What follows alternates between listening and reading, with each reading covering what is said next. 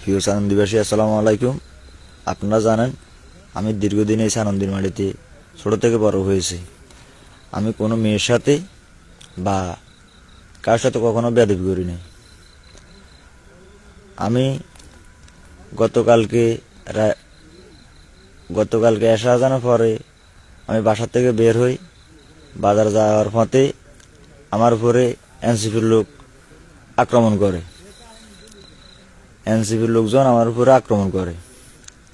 ওরা 7-8 জন মিলে আকবর মাঝি, মিরাজ, তারপরে শাকিল, তারপরে হেলাল, এনে প্রায় 8 জনের মতন আমার মারধর করছে। আমারে কপাল চাই এখানে কবও দিয়েছে, এটা কোপ দিয়ে লাইছে। তো আমার কোপ দেওয়া অবস্থার মাঝে পিছনে একটা মহিলা ছিল, মহিলা শিক্ষিত দিছের।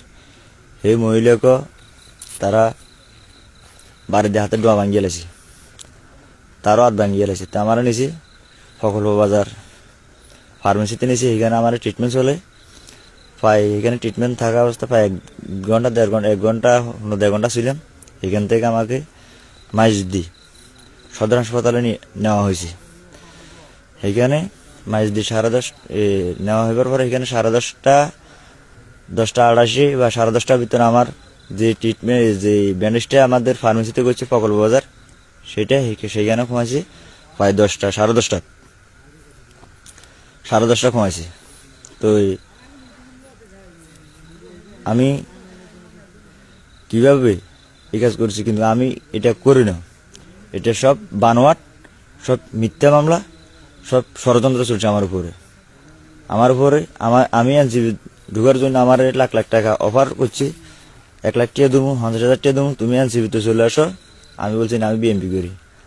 আমি কখনো 50,000 টাকা কেন, 50 লাখ টাকা দিলেও আমি বিক্রি হওয়ার মতো ছিল না। আমি কখনো যাবো তোমাদের দল তুমি করো, আমাদের দল আমি করি, আমি বিএমপি করি। কিন্তু এগুলো সব ষড়যন্ত্র, বানোয়াট। আমি এসে আনন্দিতে কেউ বলতে পারতো না যে কোনো একটা মেয়ের সাথে আমি কথা বলছি।